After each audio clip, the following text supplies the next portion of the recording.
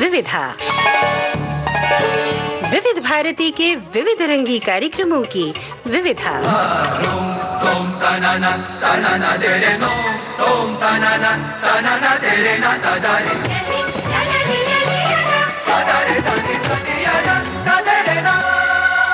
विविधा के सभी सुनने वालों को जयंत पात्रीकर और मनीषा जैन का नमस्कार। श्रोताओ, आज की विविधा में हम ऐसे कलाकारों को याद करने जा रहे हैं जिन्हें हमारी फिल्म इंडस्ट्री ही नहीं बल्कि हमारे देश की संस्कृति, हमारे देश की कला के कुछ पायनियर्स, अंग्रेजी में एक शब्द है ना पायनियर, उन्हें उस नाम से भी बुला सकते हैं, क्योंकि हम बहुत अच्छे से जानते हैं कि हमारे देश का जो कला जगत है, जो संस्कृति है, उसके वाहक ये कलाकार रहे हैं।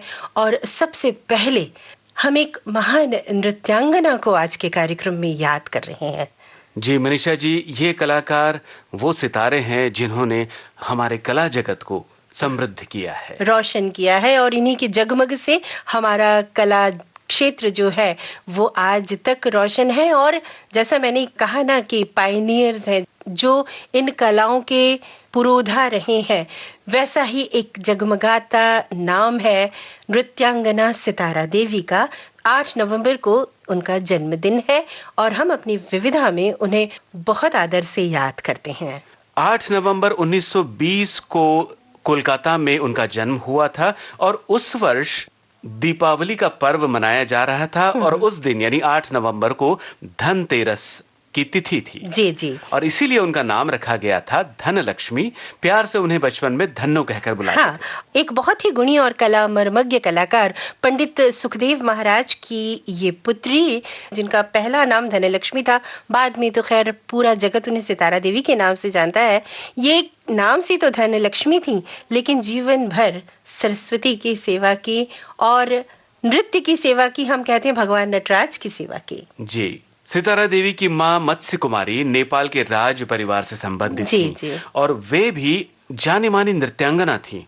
भरतनाट्यम शैली जो है नृत्य की और नाट्य शास्त्र की वे अभ्यासक भी थीं।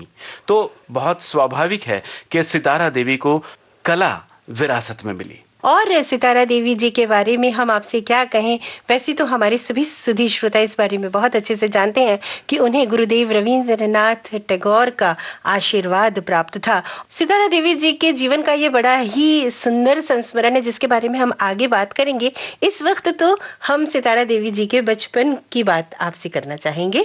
जी, 8 वर्ष की उम्र में उनका विवाह करने की कोशिश हुई जिसका उन्होंने विरोध किया और वो पढ़ना चाहती थी तो उनके पिता ने उन्हें हाई स्कूल में दाखिल किया। वो स्कूल था कामाचागढ़ हाई स्कूल। वहाँ एक डांस ड्रामा हो रहा था सत्यवान सावित्री के नाम से। जब ये डांस ड्रामा तैयार किया जा रहा था तब अचानक किसी नृत्य के दौरान उन्हें कहा गया कि आप जरा करके बताइए, और एक उनका बड़ा इम्प्रॉम्प्टू सा डांस उन्होंने किया जिसको देखकर सब बहुत प्रभावित हुए। और फिर इस डांस ड्रामा में उन्हें भूमिका भी मिली और साथ ही उन्होंने अपने साथियों को नृत्य निर्देशित भी किया। जी जी, और इसकी सराहना अखबार में छपी। जी, उन दिनों बड़ा ही प्रचलित और लोकप्रिय अखबार हुआ करता था दैनिक आज। जी, इसमें समाचार को पढ़ करके उनके पिता ने नृत्य की शिक्षा के लिए और अधिक प्रेरित किया। और उनकी बड़ी बहन का नाम था तारा, जो जाने माने नर्तक पंडित गोपी कृष्ण की माँ थी। जी, उन्हीं के नाम पर छोटी बहन को इन्होंने नाम दिया सितारा। और इसके बाद 11 वर्ष की आयु में ही सितारा देवी अपने परिवार के साथ मुंबई आ गईं। सितारा देवी 10 वर्ष की उम्र में जब इन्होंने पहला परफॉर्मेंस दिया तो वो मूक सिनेमा के बीच में जो मध्यंतर हुआ करता था 10 मिनट का, उस वक्त अपना परफॉर्मेंस देती थी। जी हाँ, और ये वही समय था जब फिल्में अपनी शैशव अवस्था में थी। और फिर उसके बाद आज का जो विराट सिनेमा हमारे सामने है, उसके लिए हम इन सभी कलाकारों के बहुत ऋणी हैं। जयंत जी, आज हम सितारा देवी जी की एक बहुत ही खास रिकॉर्डिंग जो है वो सुनाना चाहते हैं, लेकिन एक संस्मरण की बात हमने की थी जिसके बारे में बताना बहुत जरूरी है, और वो ये कि सितारा देवी जी एक कार्यक्रम में मुंबई में अपनी प्रस्तुति दे रही थी। जगह का नाम है आदिया बेगम पैलेस, और इस पैलेस में यानी इस स्थान पर गुरुदेव रविंद्रनाथ टैगोर थे, डॉक्टर सरोजिनी नायडू थी और सर कौजी जहांगीर मौजूद थे। वहीं उनके नृत्य को देखकर गुरुदेव रवींद्रनाथ टैगोर इतने खुश हुए, इतने प्रसन्न हुए कि उन्होंने सितारा देवी जी को आशीर्वाद दिया और शॉल और श्रीफल। इसी समय क्या हुआ जयंत जी, देखिए किस तरह से बड़े लोग होते हैं। सितारा देवी जी के पिता ने सितारा देवी जी को पकड़ा, छोटी सी थी, उनको कहा कि बेटा गुरुदेव से केवल सम्मान ही नहीं बल्कि आशीर्वाद मांगो कि तुम एक बहुत बड़ी नृत्यांगना बनोगे। और ये बात सच में फलीभूत हुई। सितारा देवी ने गुरुदेव टैगोर से प्रणाम करके उनसे आशीर्वाद मांगा और उन्होंने उनको आशीर्वाद दिया कि वो बहुत बड़ी नृत्यांगना बनेंगी। और आज हम सब इस बात को मानते हैं, जानते हैं और बहुत आदर से सितारा देवी जी को याद कर रहे हैं। जी मनीषा जी, केवल 12 वर्ष की उम्र में सितारा देवी का चयन उस समय के निर्माता और नृत्य निर्देशक निरंजन शर्मा ने किया जी कि फिल्मों में जो डांस सीक्वेंसेस होते थे उसके लिए पहली बार उनका चयन हुआ था। 1938 से ये शुरुआत हुई और ये फिल्में थी उषाहरण, नगीना, आबरू, रोटी। और आबरू फिल्म में उन्होंने अभिनय भी किया था जिसके निर्देशक थे नजीर। इस फिल्म का एक गीत सुनते हैं। जी बिल्कुल, बहुत मीठा गीत है, आइए सुनते हैं जो सितारा देवी जी पर फिल्माया गया है। सौतन के घर ना जइयो, बैरन के घर ना जइयो, परदेसी बालमा। सौतन के घर ना जइयो, बैरन के घर ना जइयो, परदेसी बालमा। परदेसी बालमा ओ बाके साजना, परदेसी बालमा ओ बाके साजना। सौतन के घर ना जइयो, बैरन के घर ना जइयो, परदेसी बालमा।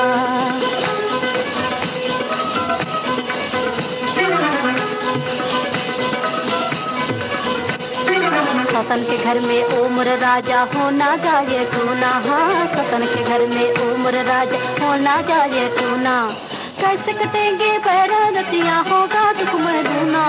कैसे कटेंगे बैरतियाँ होगा दुख में दूना। सौतन से कुछ ना कहियो, बैरन से कुछ ना कहियो, परदेसी बालमा।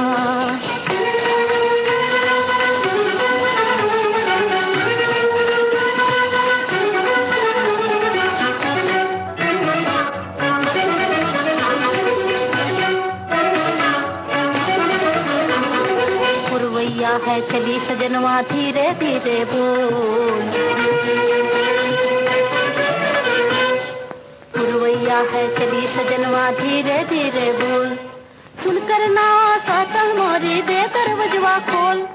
सुनकर नाव सातन मोरी दे दरवजवा खोल। जरा धीरे जरा धीरे जरा धीरे धीरे बोल। जरा धीरे जरा धीरे जरा धीरे धीरे बोल। सौतन से गुना कहियो, पैरन से गुना कहियो, परदेसी बालमा। परदेसी बालमा ओ बाके साजना, परदेसी बालमा ओ बाके साजना। सौतन के घर ना जइयो, पैरन के घर ना जइयो, परदेसी बालमा। इस मीठे से गीत को सुनने के बाद हमारे सामने वो दौर जीवंत हो उठा जब उस जमाने की फिल्में बना करती थी जिनका आज हम इतना विराट रूप हमारे सामने देखते हैं। अब जयंत जी श्रोताओं को अधिक प्रतीक्षा नहीं करवाते। महान नृत्यांगना सितारा देवी जी की एक रिकॉर्डिंग विविध भारती के पास है और उसी रिकॉर्डिंग को चुनकर आज हम आपके सामने प्रस्तुत कर रहे हैं। आइए सुनिए। जब मैं 10 साल की थी तब मैंने पृथ्वीराज जी इनकी एक फिल्म देखी। तब से इनके लिए मेरे दिल में एक श्रद्धा और भक्ति सी पैदा हो गई। पता नहीं क्यों, फिल्में तो मैंने कई आर्टिस्टों की देखी और खास करके इनके लिए मेरे दिल में पता नहीं एक ऐसी भक्ति पैदा हुई और मैं सारे दिन यही मनाया करूं, काश मैं इस कलाकार को देख पाती। किस्मत की बात है, जब मैं बड़ी हो गई तो रंजीत स्टूडियो में काम करने लगी। कई पिक्चरों मैंने हीरोइन का भी रोल किया, वैम्प का भी रोल किया। उसी जमाने में पृथ्वीराज जी को भी हमारे सेठ चंदूलाल शाह ने इनवाइट किया। जब मुझे ये मालूम हुआ कि पृथ्वीराज जी पिक्चर में काम करने आ रहे हैं रंजीत स्टूडियो में, बस साहब पूछिए मत, बड़ी खुशी हुई। पृथ्वीराज जी आए, खैर मैंने उनके पैर छुए, उन्होंने आशीर्वाद दिया। लेकिन साहब राज भी साथ था, खूब मोटा और बिल्लोरी आंखें और गाल उसके सुर्ख कि बड़ा प्यारा लग रहा था। तो मैंने उसको कहा, इधर आओ, तुम्हारा नाम क्या है? कि मेरा नाम राज है। अरे वाह, राजा की राज, मिले मैं राजा भी हूँ और राज भी हूँ। खैर साहब हमारी उसकी दोस्ती भी होगी। हम लोग सब खूब खेला करते थे, खूब रिकॉर्ड बजाते थे उनका हमारा फ्लैट बिल्कुल बगल में था, अगर बीच का दरवाजा खोल दिया जाए तो एक फ्लैट हो जाया करता था। वो मुझसे इतना घुल मिल गया कि कभी कभी ऐसे मैं कभी काम में लगी रहती थी तो चुपके से वो दरवाजा खोल के अंदर आए और रसोई में जाकर सब खाना खा जाता था। जब मैं आके देखती थी, अरे अभी तो हमने ये सब डिशें बनाई थी, कहाँ गई? तो नौकर कहता था, साहब क्या करूँ, राज साहब आके मुझे डांटते थे और राज साहब ये खा गए, वो खा गए, कुछ गिरा गए, बताइए मैं क्या करूँ। बस जाके मैं उसकी खूब ठुकंती करती थी और खास करके उसके तोन पे मैं बहुत मारती थी और बड़े हंसता था, भागता था, खूब दौड़ाता था मुझे। कभी कभी आवे सारे नल खोल दिए, पानी भट भट भट भट भट गिरने लगे तो मैं समझ जाती थी कि इस राज की शरारत है। एक रोज क्या हुआ, मैं गई राज से मिलने अंदर तो मालूम हुआ कि राज साहब पढ़ रहे हैं। तो भाभी ने कहा, भाई देखो अभी राज को डिस्टर्ब मत करो, राज ये पढ़ रहा, उसका इम्तिहान बहुत करीब है। मैंने कहा अच्छा। तो मुझे मालूम था राज पढ़े उड़ेगा तो कुछ नहीं, जरूर कुछ शरारत कर रहा होगा। मैं चुपके से गई और रोशनदान खोल के देखा कि राज साहब बस एक चादर को अपने लपेटे उसको रोब बना लिया और रोब बना के घुटने बल नीचे जमीन पर बैठकर खूब एक्टिंग कर रहे हैं। खूब हीरोइन कभी बन रहे हैं, कभी विलन बन रहे हैं, कभी डायरेक्टर बन रहे हैं, कभी हीरो बन रहे हैं, कभी तलवार से लड़ रहा है। मैं चुपके से देखती रही। मैंने कहा अच्छा तो ये तुम पढ़ रहे हो, ठहरो अभी मैं जाके भाभी से कहती हूँ, तुम्हारी खूब ठुकंती करवाती हूँ। तो कहते चुपके से दरवाजा खोल के मुझे पकड़कर अंदर खींच लिया और बंद कर दिया दरवाजा। कहते कि ना ना ना जाई जी प्लीज ऐसा मत कीजिए, मम्मी को कुछ मत बोले, नहीं तो मुझे बड़े मारेंगी और पापा जी भी मारेंगे।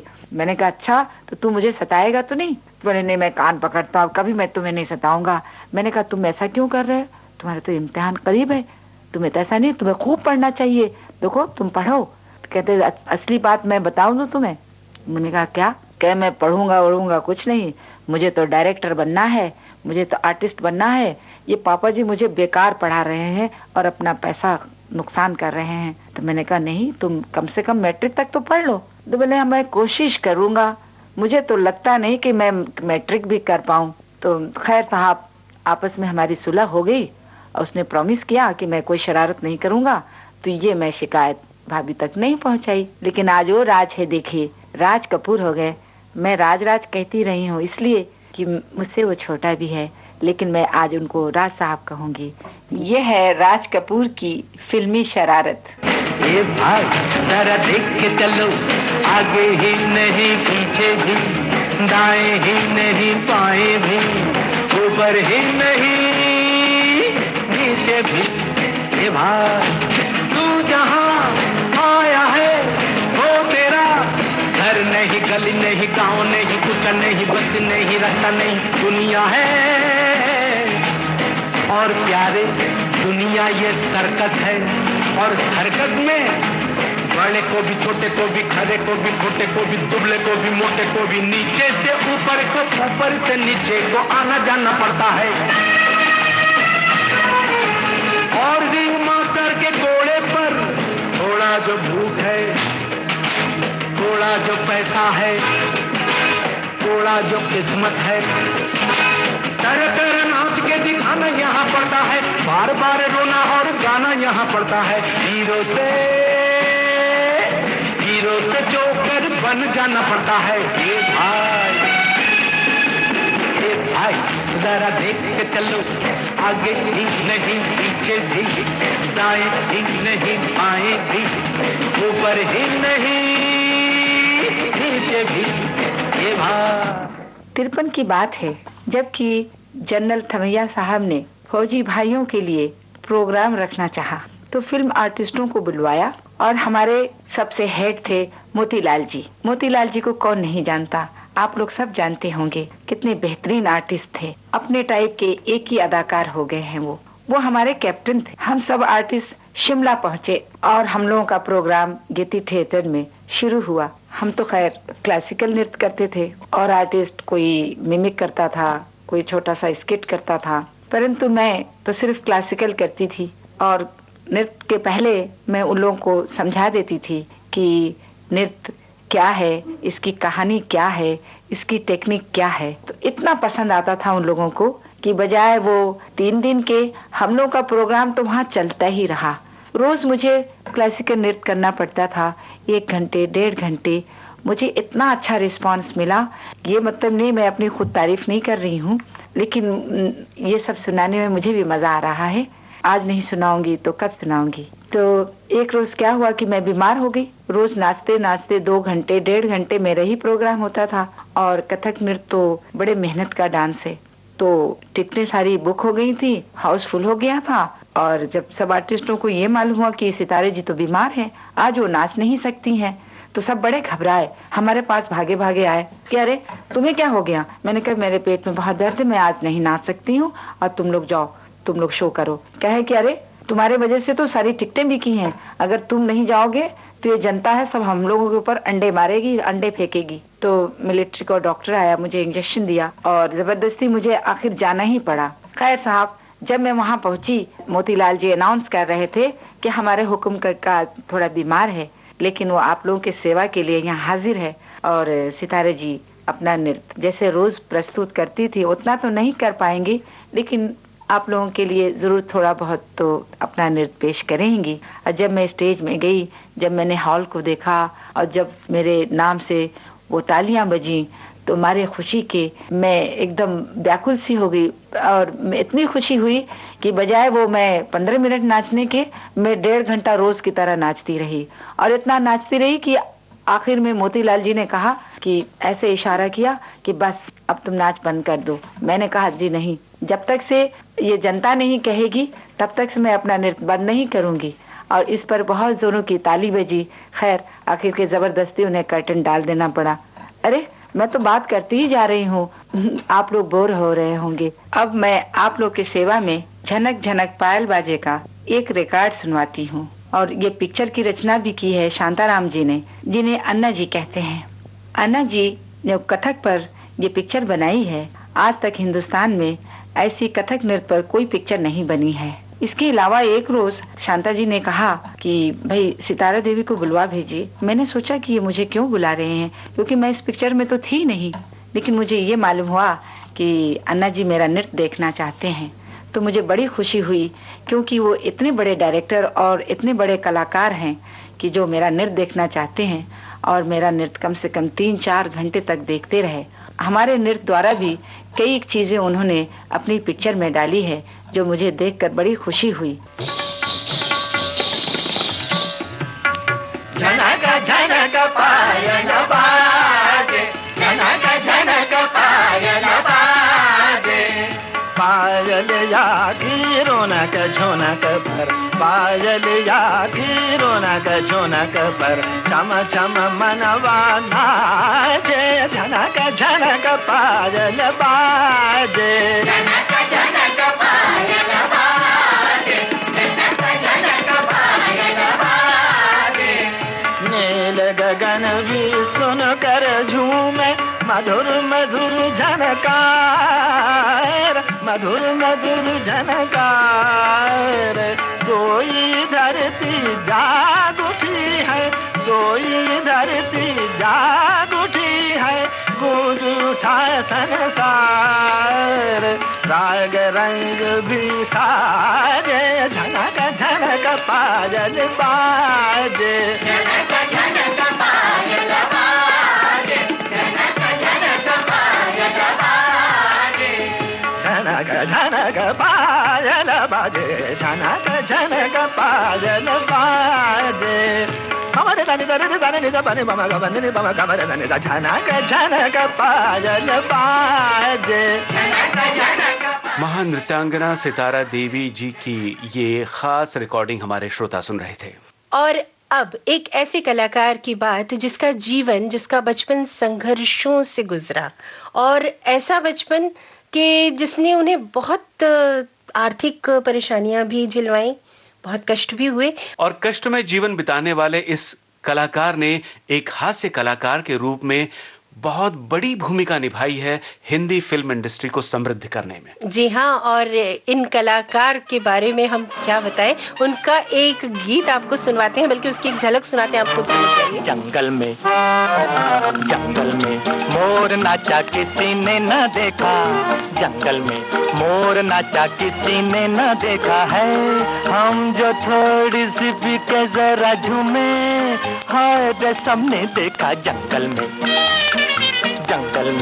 मोर नाचा किसी ने न देखा है, हम जो थोड़ी सी पी के जरा झूमे, हाय रे सबने देखा जंगल में, मोर नाचा किसी ने न देखा।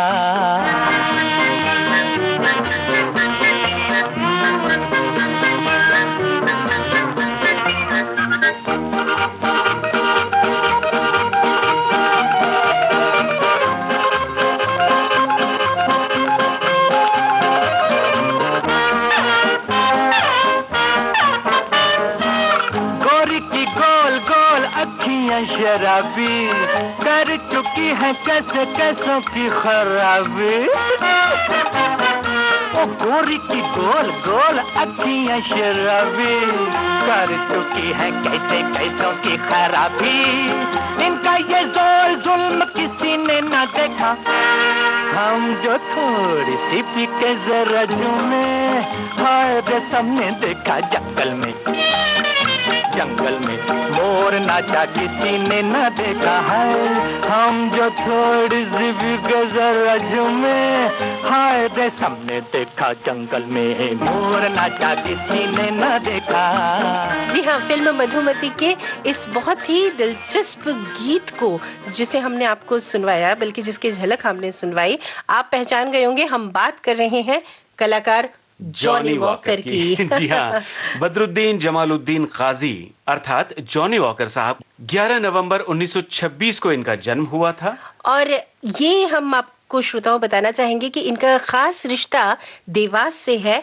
इंदौर जो मध्य प्रदेश का एक बहुत बड़ा शहर है, उसके पास एक देवास शहर है, बहुत नाम है उस शहर का भी। उस शहर में जॉनी वॉकर साहब रहे और उससे उनका बड़ा गहरा नाता भी रहा है। जी, जॉनी वॉकर साहब के पिता मिल में काम करते थे। जी। बाद में रोजी रोटी की तलाश में वो मुंबई आ गए और जीवन यापन के लिए जॉनी वॉकर साहब को भी बचपन से बहुत संघर्ष करना पड़ा। कभी कुल्फी बेचते, कभी आइसक्रीम बेचते, कभी फल और सब्जियां बेचते, कभी कभी स्टेशनरी भी बेचते। ये सारे काम करते करते वे बेस्ट यानी Brihan Mumbai electric supply and transport में, यानी जो शहर में बसें चलती हैं, उसके वो कंडक्टर बन गए। फिल्मों का शौक था, फिल्मों में दिखाए जाने वाले स्टंट की वो प्रैक्टिस किया करते थे। जी हाँ, और देखिए क्या होता है कि जैसी उनकी इच्छा थी कि कभी उनकी अभिनय प्रतिभा से कोई तो प्रभावित होगा, और उनसे प्रभावित हुए मशहूर अभिनेता बलराज साहनी के अलावा फिल्मकार गुरुदत्त ने भी उन्हें नोटिस किया। और हम सब जानते हैं श्रोताओं कि फिल्म बाजी से जॉनी वॉकर साहब ने, जो कि गुरुदत्त जी ने बनाई थी, उस फिल्म से जॉनी वॉकर साहब जबरदस्त रूप से चमके। जी हाँ, और वो कॉमेडियन के रूप में स्थापित हो गए। गुरुदत्त साहब ने ही उन्हें जॉनी वॉकर नाम दिया, क्योंकि वे अक्सर नशे में धुत के किरदार का अभिनय किया करते थे और बस उसी के चलते उन्हें जॉनी वॉकर नाम मिला। जी हाँ, और ये वो जमाना था जब कॉमेडियन यानी हास्य कलाकार नायक के समानांतर काम करते लगभग, और एक कॉमेडियन का किरदार भी लगभग नायक जैसा ही महत्वपूर्ण हुआ करता था। बाद में जब इस किरदार को उतना महत्व नहीं मिलता, उसको लेकर के जॉनी वॉकर साहब थोड़े से उदास भी रहने लग गए थे। खैर, अपने आसपास हंसी और खुशी बिखेरने वाले जॉनी वॉकर साहब की जो एक रिकॉर्डिंग हमारे पास मौजूद है ना जयंत जी, उसमें वो उन्होंने बिल्कुल अपने ही अंदाज में वो इंटरव्यू भी दिया है। क्या बात है। उसे हम अपने श्रोताओं को सुनवाएं। उसके पहले एक ऐसा गीत मैं सुनवाना चाहती हूँ जो बहुत ही मीठा गीत है। वो फिल्म है छू मंतर, एक डुएट सॉन्ग है रफी साहब और लता जी की आवाज में। जॉनी वॉकर साहब पर फिल्माया गया ये गीत, संजीदा गाना है। हाँ, बहुत अच्छा गीत है, उसे सुनते हैं। लगी है चोट कलेजे पे उम्र भर के लिए,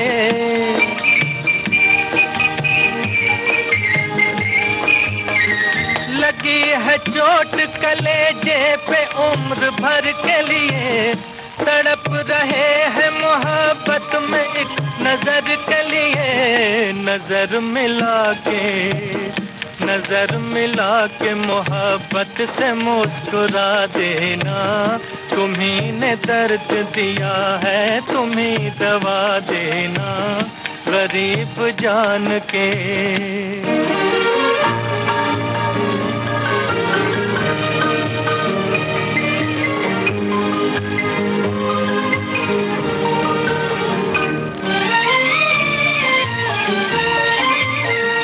नजर तुम्हारी मेरी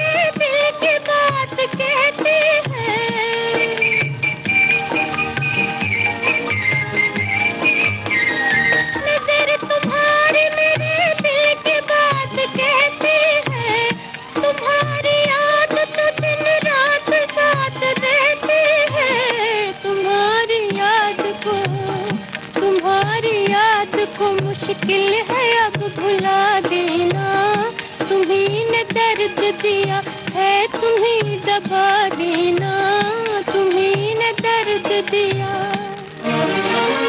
क्या बात है। तो इस 50 और 60 के दशक के स्टार कॉमेडियन की रिकॉर्डिंग सुनवाने का वक्त आ गया है। श्रोताओ, ये खास रिकॉर्डिंग हम आज आपके लिए लेकर आए हैं। तो आज हम अपनी विविधा में जॉनी वॉकर साहब को याद कर रहे हैं। इस रिकॉर्डिंग को सुनकर उनसे बातचीत की निशा पमनानी ने।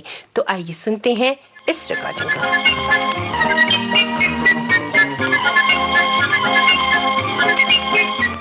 जॉनी साहब, फिल्म में आने से पहले आप क्या करते थे? सबसे पहले आपको ये बता दूं कि मैं फिल्मों में आने से पहले जॉनी वॉकर नहीं था, बल्कि बदरुद्दीन था। और बदरुद्दीन से जॉनी वॉकर बनने का जो दौर था ना, वो काफी कड़की का था। और कड़की भी नामचीन पहलवान से भी ज्यादा तगड़ी। लेकिन मैं भी अपना 2.5 हड्डियों वाला बदन लेकर बराबरी का मुकाबला करता था। इसीलिए भाई लोग मुझे कड़की टूर्नामेंट का चैंपियन कहते थे। अब आप ही सोच लीजिए कि मैंने कड़की को भगाने के लिए क्या कुछ नहीं किया होगा। लेकिन जैसे ही फिल्म इंडस्ट्री ने मुझे जॉनी वॉकर बनाया, तो कड़की ऐसी भागी है जैसे गधे के सर से सींग। फिल्म में कॉमेडियन का ही काम करते आ रहे हैं आप, इसका सबब? इसका सबब ये है कि अपनी हरकतों को देखकर मरहूम डायरेक्टर गुरुदत्त ने मुझे कॉमेडियन ही बनाया, जो कि मैं भी चाहता था। और देखने वालों ने भी पसंद किया, जो कि मैं भी चाहता था। और मैं जॉनी वॉकर बन गया। फिर तो प्रोड्यूसरों ने ऐसा जाम किया कि अब मैं ट्रैक भी बदलना चाहूं तो नहीं बदल सकता, जो कि मैं भी चाहता हूं। जॉनी साहब जी, आप जितना दूसरों को हंसाते हैं उतना खुद भी हंसते हैं या नहीं? ये अच्छा सवाल किया आपने। मैं भी आम आदमी की तरह हूं, हंसने के वक्त हंसता हूं, रोने के वक्त रोता हूं। लेकिन अब कुछ ऐसा हो गया है कि मैं रोता भी हूं तो लोग हंस देते हैं। और इसीलिए अब मुझे खुद भी अपने रोने पे हंसी आती है। जिंदगी में हंसी मजाक की क्या अहमियत मानते हैं आप? बहुत अच्छे। कल को आऊंगा तो आप पूछेंगी कि जिंदगी में खाने की क्या अहमियत है। जिस तरह जिंदगी में आदमी के लिए खाना जरूरी है, उसी तरह हंसना भी जरूरी है। बल्कि मैं तो ये कहूंगा कि हंसने के लिए भी खाना जरूरी है। मेरा मतलब है खाने के लिए भी हंसना जरूरी है। इसका ये मतलब नहीं है कि आप हंसते हंसते खाइए, बल्कि खाना हजम करने का टॉनिक भी हंसी है। फिल्म में कॉमेडियन का क्या स्थान मानते हैं आप जॉनी साहब? इसका जवाब भी खाने ही से आ रहा है कि जो स्थान खाने में नमक का है, वही स्थान फिल्मों में कॉमेडियन का। क्यों, ठीक है ना? जी हाँ, समझ गई। अगर आप फिल्म बनाएं तो कैसी फिल्म बनाना पसंद करेंगे? अव्वल तो मैं फिल्म बनाऊंगा ही नहीं। वो इसलिए कि जिस लाइन पर अपनी गाड़ी चल रही है, बहुत ही धांसू जा रही है। अब इसको लाल झंडी दिखाकर दूसरी लाइन पकड़ूं, अपनी हिम्मत नहीं है। लेकिन अगर सुनने वाले भाइयों में कोई माल लगाए तो हिम्मत कर जाऊंगा पिक्चर बनाने की। लेकिन पिक्चर में हर मसाला बराबर का होगा, नमक के साथ। जॉनी साहब, जब आपने अपनी पहली फिल्म देखी तो कैसा महसूस किया था? वो पिक्चर जिसमें मैंने पहली बार काम किया, वो बन तो गई थी, लेकिन मेरी बदकिस्मती समझिए या देखने वालों की, वो किसी ने भी नहीं देखी। जी, क्या मतलब? मतलब ये कि वो बनने के बाद डब्बे से बाहर ही नहीं आई। यानी न वो सिनेमा में लगी, न मैंने देखी, न देखने वालों ने देखी।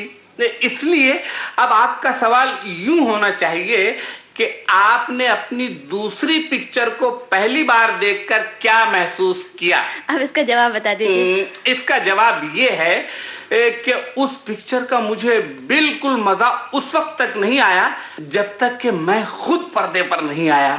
जिसको मैं अपने साथ बड़े शौक से अपना काम दिखाने के लिए ले गया था ना, उसको कहा कि वो देखो मैं हीरो के पीछे खड़ा हूं।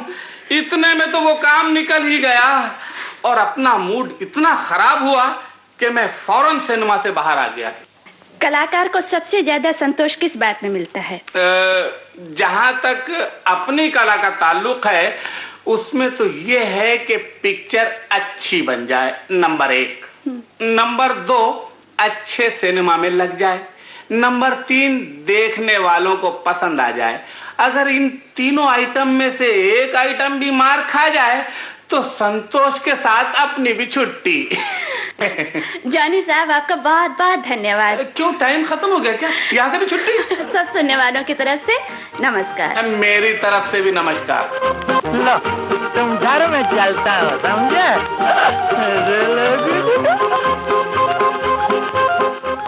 जाने माने हास्य अभिनेता जॉनी वॉकर साहब का ये इंटरव्यू सुनने के बाद एक गाना अगर न बजे या उसे हम थोड़ा भी न सुनवाएं तो श्रोता नाराज हो जाएंगे, सवाल ही नहीं उठता। फिल्म प्यासा का ये गीत हम सुनते चलें, भले ही थोड़ा सा, लेकिन सुने जरूर।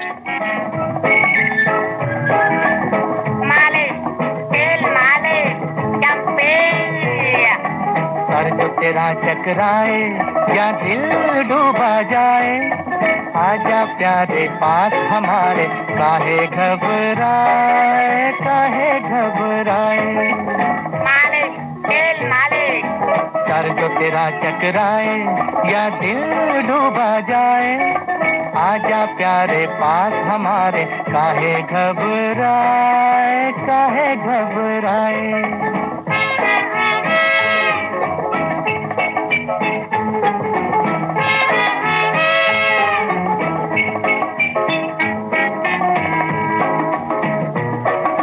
तेल मेरा है मुस्की, गंज रहे ना खुशकी, जिसके सर पर हाथ फिरा दूं चमके किस्मत उसकी।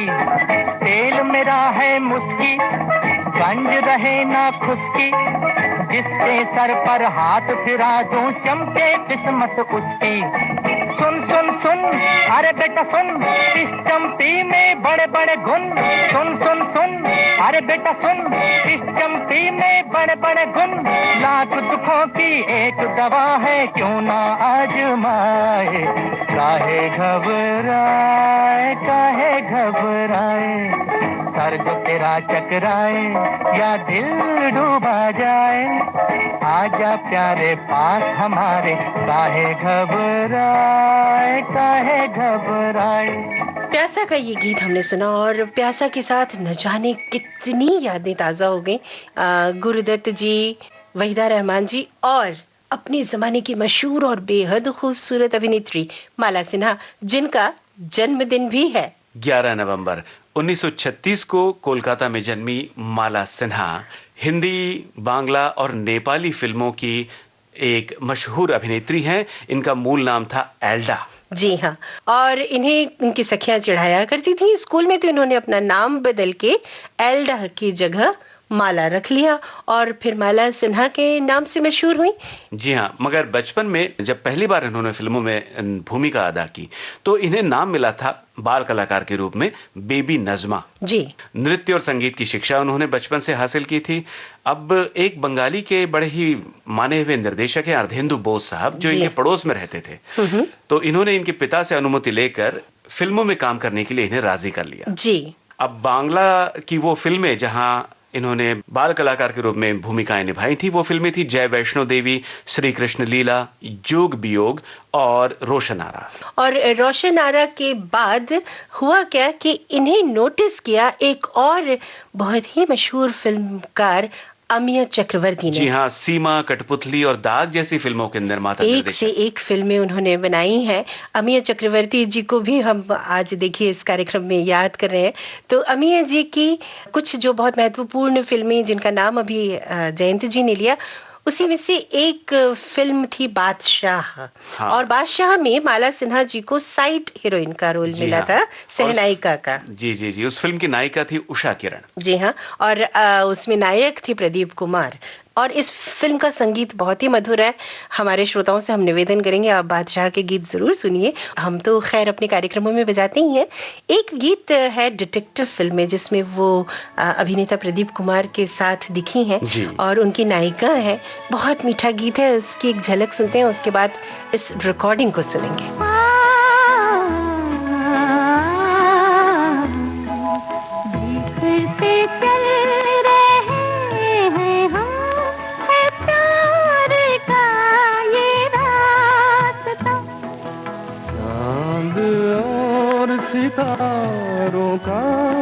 बहार का ये रास्ता लेके बारात आया है प्यार, क्या है या डर मेरा दिल गया।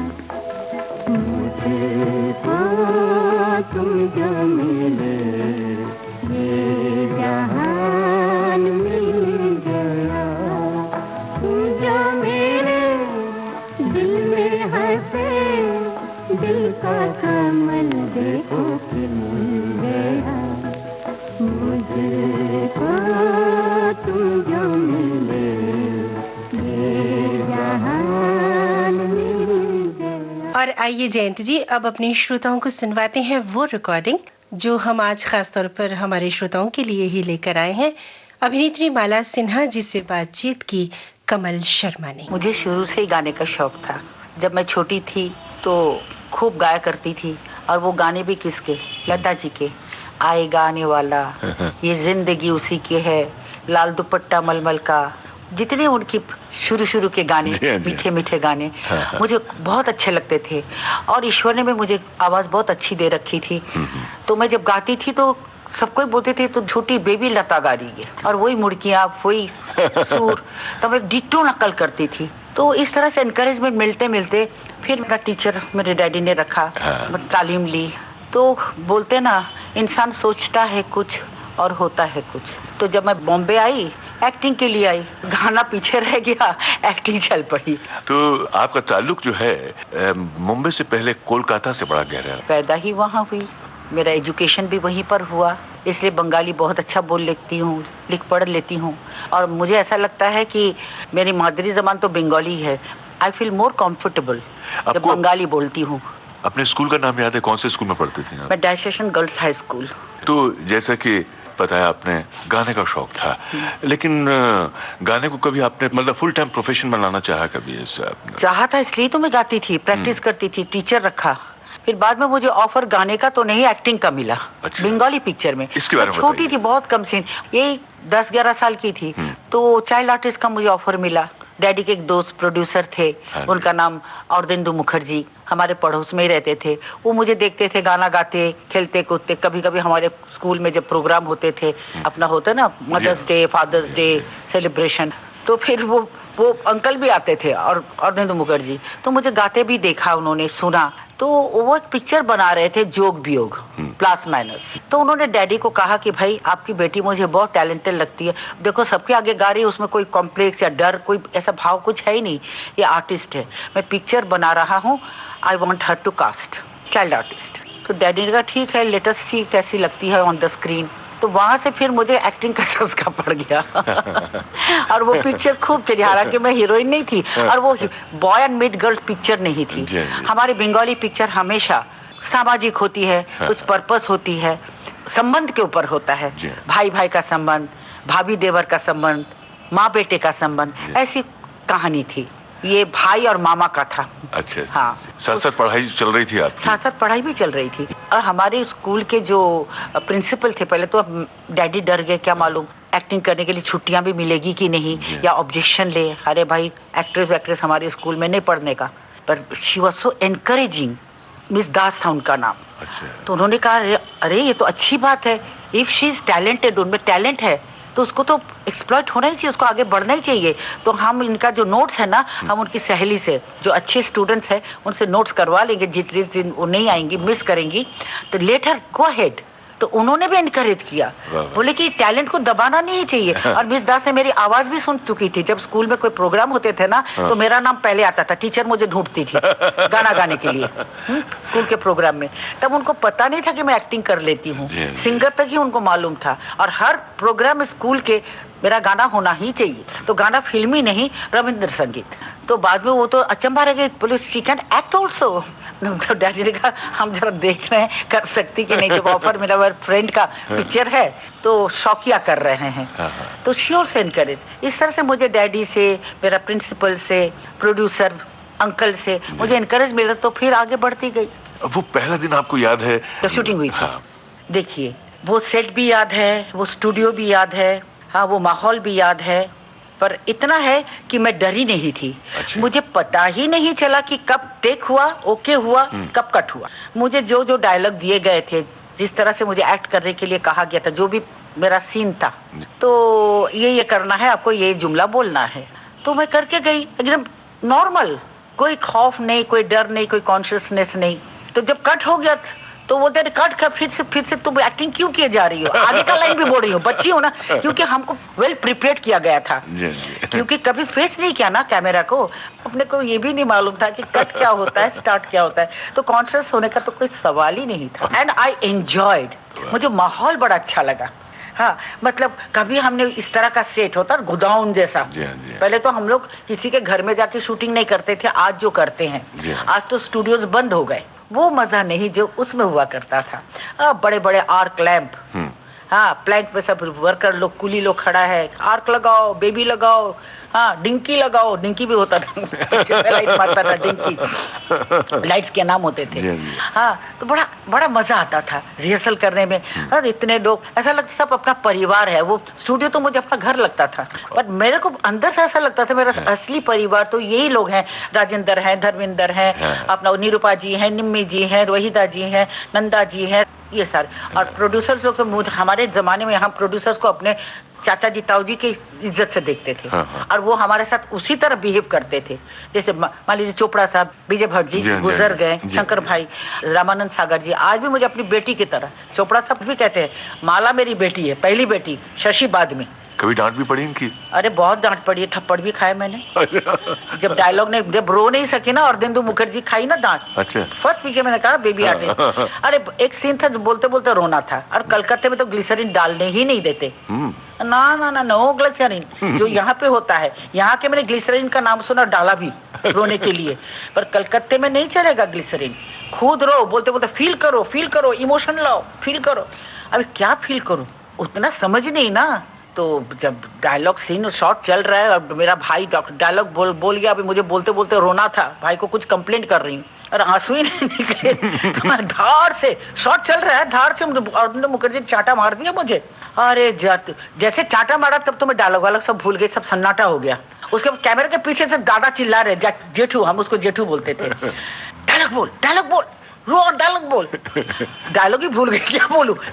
असिस्टेंट को बोले प्रॉम्प्ट कर, वो प्रॉम्प्ट कर रहा, देन रो के बोली कट, अब देख, अब तू देखना, पब्लिक तालियां देगी तेरे एक्टिंग पे, नेचुरल। इस तरह से हमको चाटा खा के हमने एक्टिंग सीखी है। माला जी, आपसे बात करेंगे। यहाँ बहुत देर से हमारे श्रोताओं का इंतजार है आपकी पसंद के गाने का। पहले तो आपकी नजरों ने मदन मोहन जी का एवरग्रीन सॉन्ग, मुझे सबसे अच्छा कड़ी कौन सा लगता है? जी हमें मंजूर है आपका ये फैसला, जी हमें मंजूर है आपका ये फैसला, जी हमें मंजूर है आपका ये फैसला।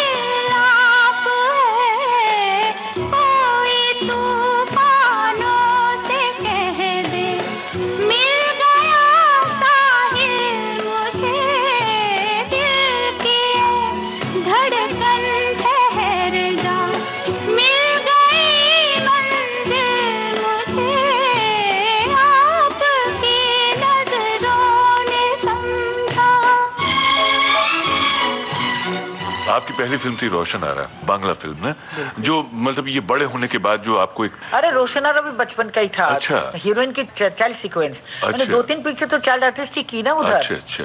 उसके बाद मुझे ग्रोन अप रोल मिले ढूली में, जिसमें सुचित्रा सेन मेन हीरोइन थी, वही अर्जुन मुखर्जी, उन्होंने ढूली बनाई थी। म्यूजिकल सब्जेक्ट है ना, ढूली का मतलब जो ढोल बजाता ना, बंगाल में दुर्गा पूजा होती है ना, और धूमधाम से होती है वहाँ पे।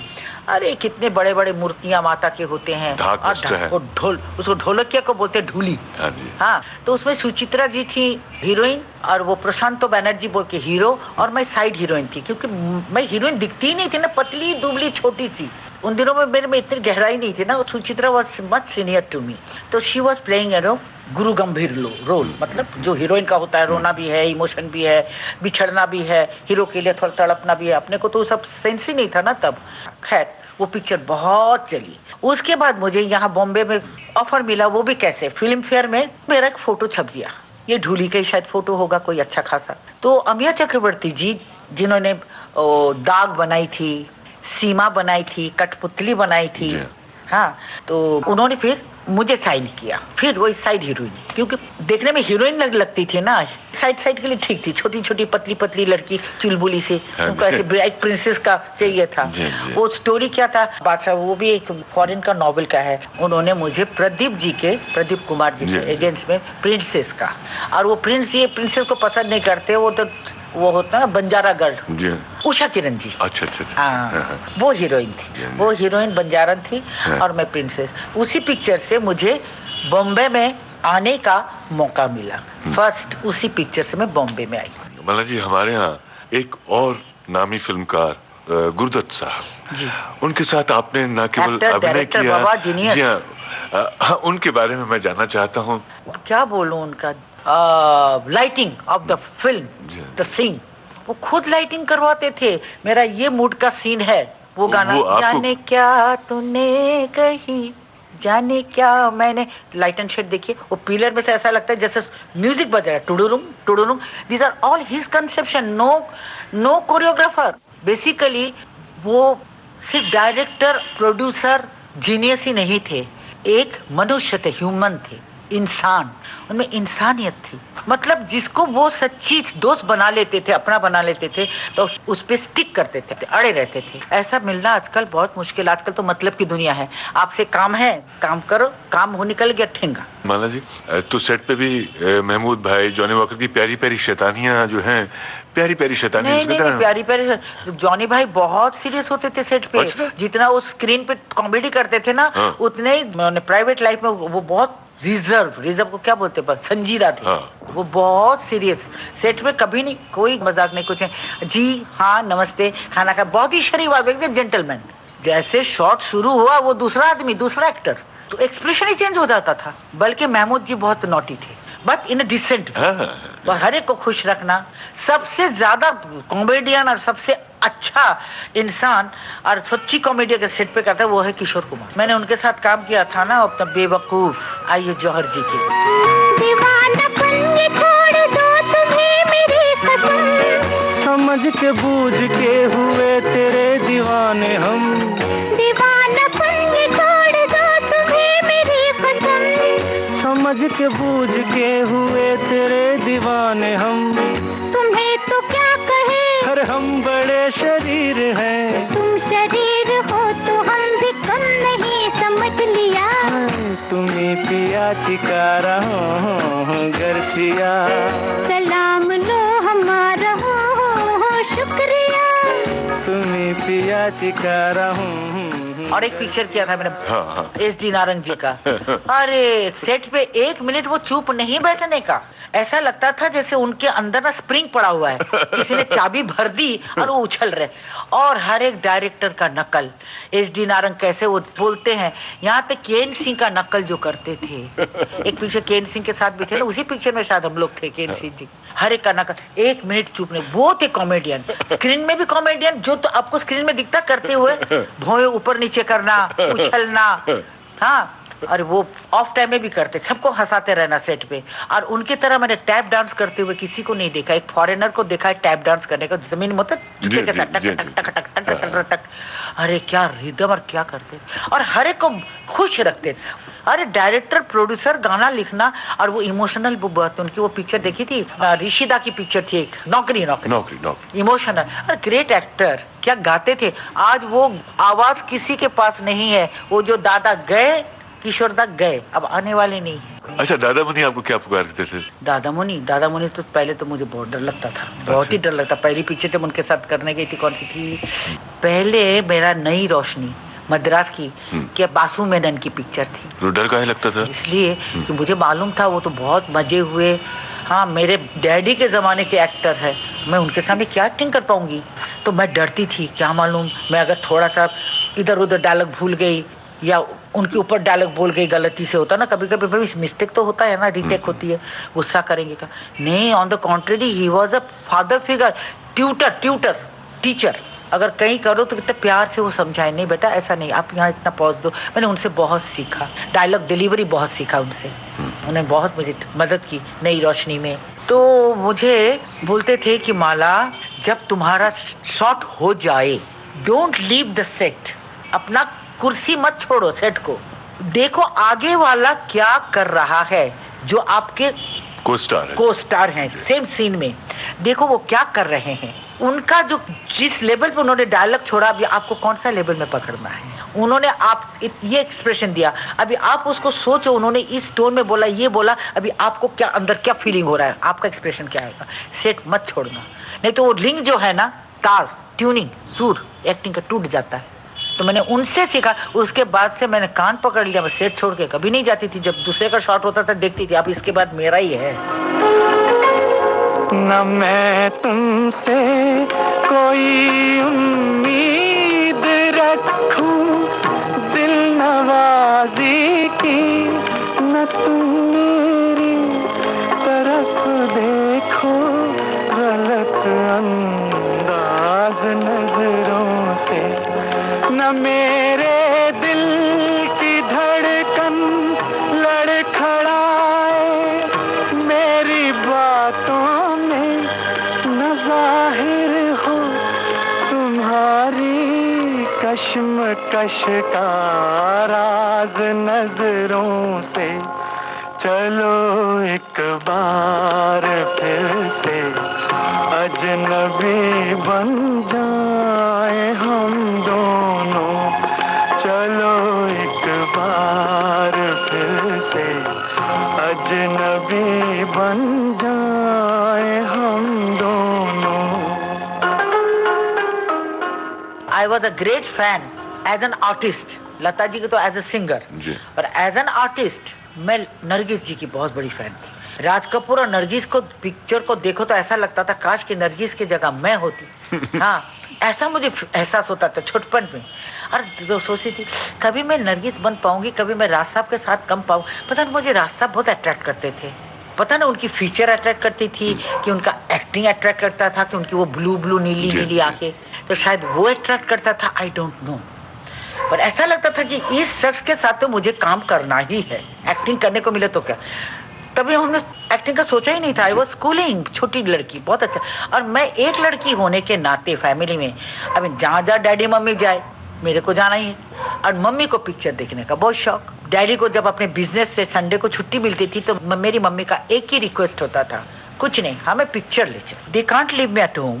तो मैं भी जाती थी। तो पिक्चर देखते देखते शायद मेरे दिमाग में आ गया एक्टिंग करने का, गाना गाने का, वो छा जाता ना। एक बोलता है चाइल्डहुड का इंप्रेशन जो देखता है ना वो सच्ची पड़ता है। तो मैं नरगिस बनना चाहने लगी। जब मुझे हकीकत में उनके साथ काम करने का मौका मिला तो मैं डर के मारे मेरी बात ही नहीं निकले। अब क्या कैसे संबोधन करूं जिनको मैं इतना अपना आइडियल मानती हूँ, अपना हैंडसम हीरो मानती हूँ। नरगिस जी के बाद मैं उनके साथ काम करना चाहती हूँ। वो मौका मुझे ईश्वर ने आज दिया। मेरा जो आशा जब मिला तो मैं डर जाती हूँ। पहले तो मैंने बोला महिपत जी को मैं तो काम नहीं करूंगी, मुझसे डायलॉग ही नहीं बोला जाएगा उनके सामने। ये तो मेरा तो एक एक बात में नुक्ताची निकालेंगे, भाई तेरे को एक्टिंग नहीं है। सेट वगैरह बोल दिया, अरे भाई इसको चेंज करो, इसको एक्टिंग नहीं आती, मेरी तो बैंड बज जाएगी ना इज्जत की। तो इसी डर के माने मैंने कहा बाबा महिपत जी आप किसी और को लीजिए, I am scared, give me time to think about it. बोले देखो तुम्हारा सुनहरा मौका है सिन्हा साहब, समझाइए। डैडी भी गए थे ऑफिस में। तो बाबा ने कहा अच्छा करेगी, मेरी बेटी करेगी। वो ऐसे घबरा रही है, डर रही है, राज साहब है ना। फिर सुबह होगी उसमें भी आप उनके साथ थी ना? कितना मुझे हेल्प किया। और वहाँ एक सीन था जहाँ मुझे रेप करने की कोशिश करता है ना वो अपना कमल कपूर जी, और वो रोती भागती हुई, अरे वो सीन जब हुआ राज साहब खुद रोए और मेरे को 1 रुपया दिए, बोले माला क्या सीन किया तूने। और उसमें सारा सहयोग राज साहब का था, उनका साइलेंट रिएक्शन। क्या बोलूं, राज साहब होंगे नहीं ना, ऐसा डायरेक्टर होंगे ना, ऐसा इंसान होंगे ना, ऐसा एक्टर होंगे। फिर न कीजिए गुस्ताख निगाही का गिला, अरे ये गाना जरूर बजाइए। फिर न कीजिए मेरी गुस्ताख निगाही का गिला, देखिए आपने फिर प्यार से देखा मुझको। ये बोल कहाँ मिलेगा, ये लिरिक्स कहाँ मिलेगी आपको?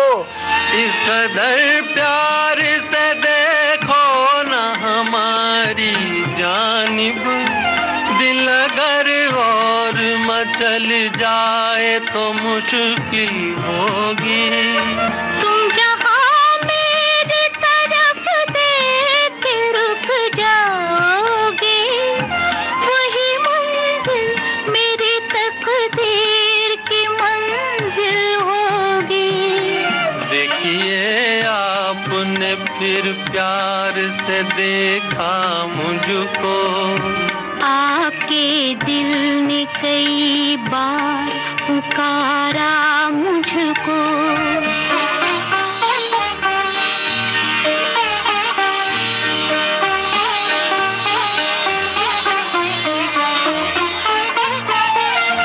एक यूं ही सी नजर दिल को जो छू लेती है, कितने अरमान जगाती है तुम्हें क्या मालूम। रूह बेचैन है कदमों से लिपटने के लिए, तुमको हर सांस बुलाती है तुम्हें क्या मालूम। देखिए आपने फिर प्यार से देखा मुझको, आपके दिल ने कई बार पुकारा मुझको। खूबसूरत अभिनेत्री माला सिन्हा जी की इस रिकॉर्डिंग को सुनते हुए अपने श्रोताओं को एक और खास बात बताएं कि आकाशवाणी से उनका बड़ा गहरा रिश्ता था। वो इस तरह से कि वो ऑल इंडिया रेडियो की ऑडिशन्ड सिंगर हैं। तो श्रोताओं, बहुत सी बातें हैं जो करने की आपसे बहुत इच्छा होती है, लेकिन क्या करें, वक्त हमारी सीमाएं बांध देता है। तो अगले कार्यक्रम में फिर किसी और रिकॉर्डिंग को लेकर आपकी सेवा में उपस्थित होंगे। आज के विविधा को अब हम यहीं समाप्त करते हैं। आप सभी को मनीषा जैन और जयंत पात्रीकर का नमस्कार। ये थी विविध भारती के विविध रंगी कार्यक्रमों की विविधा।